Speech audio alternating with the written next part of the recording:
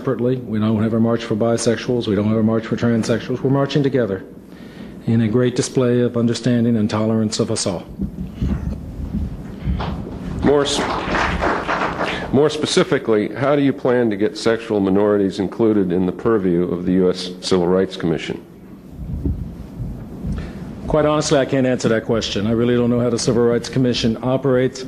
I think the key ingredient is to get people who feel strongly and have great ideas and are very imaginative and creative and want to express them, is to get them before the Commission and the Commission staff to let them do so.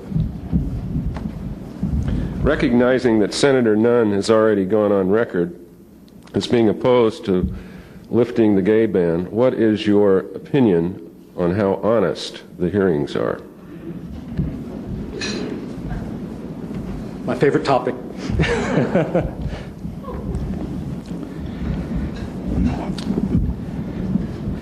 I want to say two things. I mean, to me, it's very important to understand where Senator Nunn comes from. This is a man who in 1968 and 1972 supported George Wallace. This is a man who supported Lester Maddox for governor. And I think he is being consistent in his politics and in his personal belief systems. But we should understand the origins of those, where they come from, and what has shaped his politics. And once we understand that, then you understand what you can expect from the hearings. Now, we have a major issue coming up that I am very, very concerned about, and we are working very hard on. Senator Nunn has decided to take his Armed Forces Committee hearings to military bases, where it's like putting match to gasoline. But even more important, we're not going to be allowed to testify. Because you see, we won't be granted immunity. So only straight soldiers will be allowed to testify about their fears and their concerns.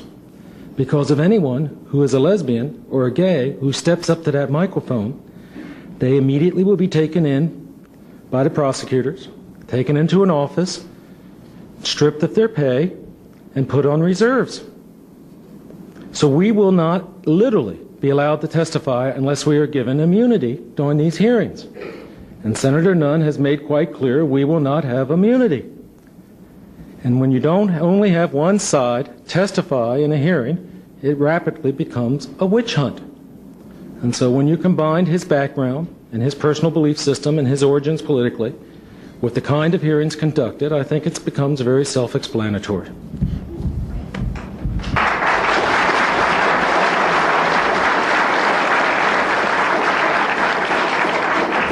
Washington State will most likely face an Oregon-style anti-gay initiative in 1994, the questioner says.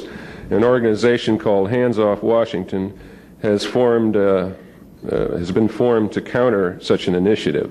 Our federal elected leaders have told us there is little they can do on the federal level right now. How can individual states fighting do-or-die battles tap into nationally gathered resources? These initiatives that we've been facing is nothing more than ballot box terrorism. It's an attempt and literally a tyranny of a majority against a minority. And it really makes no difference if I'm 1% or 10%, I still have the rights under the Constitution of the United States.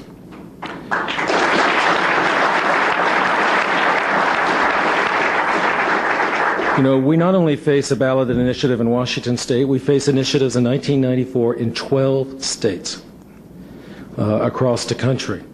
Now, this is a community, I can only speak for Los Angeles, that is raising at least $30 million a year out of this community to take care of our sick and dying.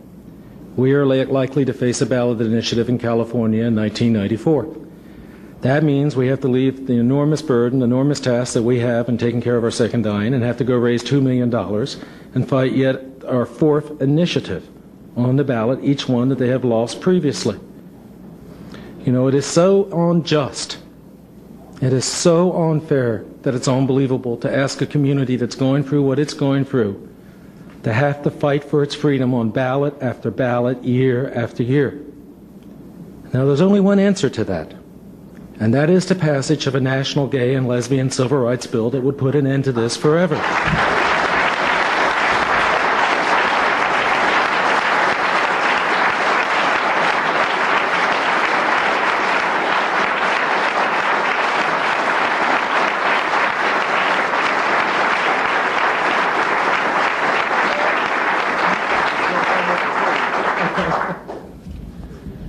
have a series of, I guess personal questions, potpourri thereof.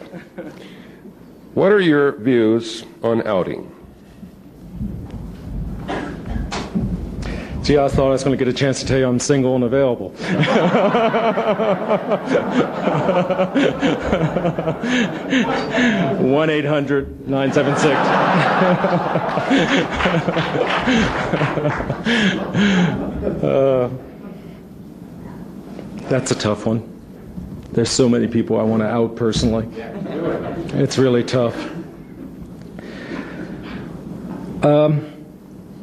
I have gone back and forth, quite honestly, on this issue many times. And I guess where I come down personally, and this is a personal decision and totally my choice, is that I would like to create an atmosphere where people feel comfortable in coming out on their own. I would not like to use our own version of terror to bring people out of the closet. I know how frightened I was when I was in the closet and in politics. I know at one time that a group of individuals came to me and told me unless I ceased my involvement in some things, that they would send and tell my parents that I was gay. And I seriously contemplated suicide. I thought there could be nothing worse in life than for them to know that I was gay. And when I think that I might do that to someone else and out them, not knowing what the emotional or personal consequences are, I personally can't do it.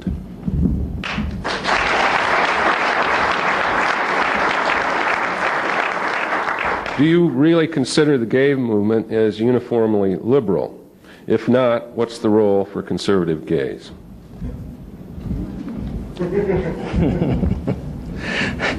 Get in line and march.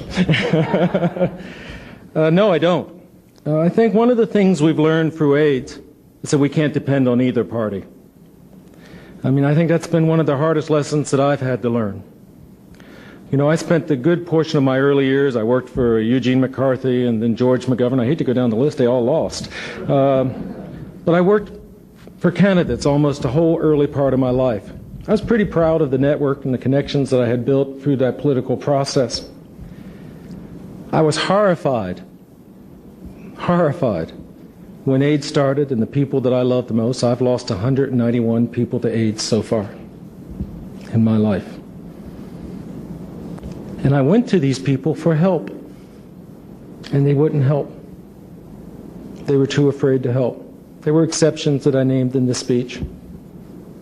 But I was horrified that all of that work I had done and all that networking and all of that smiling and backpacking and backslapping and, you know, going to dinners and being the best little boy in the world meant nothing when I most needed it. And what I realized out of that experience, that you really can't depend on either party, that we will play with the party that shares our dreams, our aspirations, and our future. And if neither of them do, then we will create our own dreams, our own aspirations, and our own future. I think right now, without a doubt, if you looked at the last convention, that it's quite clear that the Democratic Party is being the most responsive. That we certainly have a champion in President Clinton, but Senator Nunn is also a member of that party. You know, so I think we will judge by individuals. We will decide our endorsements by their support of our community. We will decide how much money and how many votes we will give and recommend to the community by what our alliance is. That we no longer will take anything for granted, nor will we blindly give our support to any candidate of any party. Another personal question. Do you have your own consulting business? If so, would you tell us just a little bit about it? It's almost non-existent now. I do strategic planning for corporations. I met Peter Scott in 1980, who was my business partner, best friend, and the most important person in my life for 12 years. And we had a firm called Mixner Scott, and it was